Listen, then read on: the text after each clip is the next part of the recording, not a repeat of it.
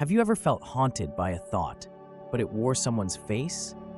They appear in your mind when you're quiet, when you're journaling, when you're meditating, when you're trying to focus on your dreams. They arrive, uninvited, and yet they don't feel random. It's more than a memory, it's an energy. You weren't thinking about them, but now it's like their presence is echoing inside you. And so you wonder, why won't they leave my thoughts? Is this a sign or a distraction? Is it love, karma, my subconscious? Today, we're not just answering that question. We're unraveling it, thread by thread, until it reveals what it's truly asking of you. Because when a person occupies your thoughts, it's not always about them. It's about what they activate in you. There is a spiritual truth I want to share with you. There's a deeper truth beneath this experience, a truth I want you to hold close. Your spirit recognizes connections your conscious mind hasn't fully named. That persistent presence in your thoughts, it's not meaningless. It's not noise. It's a signal, one that your soul has been trying to get you to notice. Whether it's a memory, a connection, or a karmic thread, this person's energy is interacting with your own, and your inner world is responding. This is especially important when you're deep in your spiritual work. You sit down to meditate, to visualize, to manifest, and suddenly, their energy cuts through the stillness. It can feel like interference. But what if it's actually guidance? Because the truth is, you cannot call in a new future while holding emotional weight from the past. These persistent thoughts may not be pulling you away from your path.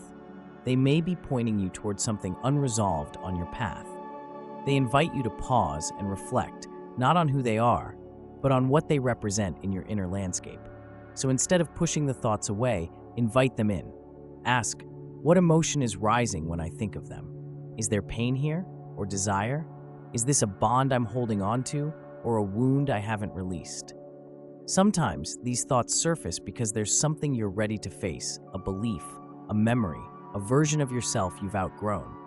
Other times, they emerge because of soul-level ties, connections that stretch beyond time, beyond logic.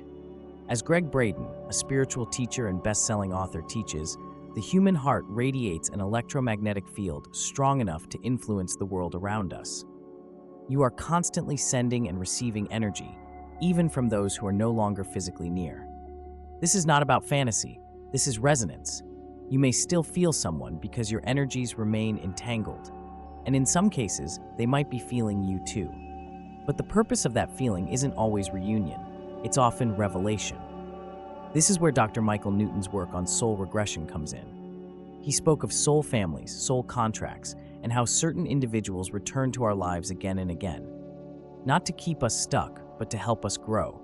So ask yourself, what lesson is this person's presence revealing? What do they activate in me? What am I ready to finally process and release? Because even if the thoughts are about them, the healing is about you. This is why awareness is such a powerful spiritual tool. You don't need to run from these thoughts. You don't need to dwell in them either. You need to become the observer, the space holder, the alchemist. Let these thoughts speak and then let them pass.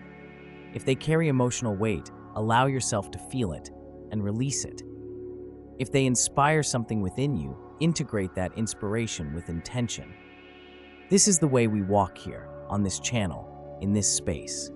We don't fear our emotions, we understand them. We don't shame distraction, we transmute it. Every lingering thought, every emotional echo is not here to trap you. It's here to teach you, to free you, to guide you back to your deeper truth. Your thoughts are not blocks, they're bridges, not detours, but direction. So if someone is present in your mind today, see them as a symbol, a signal, a mirror, not the final destination, but a piece of the map you're walking. They may be a soul bond, they may be a wound, they may be a reflection of a past chapter, or a preview of something yet to come. But most of all, they are an opportunity to return to yourself. Because the greatest clarity doesn't come from understanding them, it comes from understanding what they awaken in you. And once you do that, you're no longer just thinking about someone, you're learning how to think, feel, and move from a place of spiritual alignment. And that is the true power of awareness. So if their presence lingers in your thoughts today, don't see it as a setback. See it as a signal. You're not being pulled backward. You're being invited inward. Listen, feel, release what no longer serves, integrate what aligns, and then return to your path, clearer, lighter, more deeply you. Because in the end, every thought is not a trap, it's a teacher. And your soul always knows the way forward.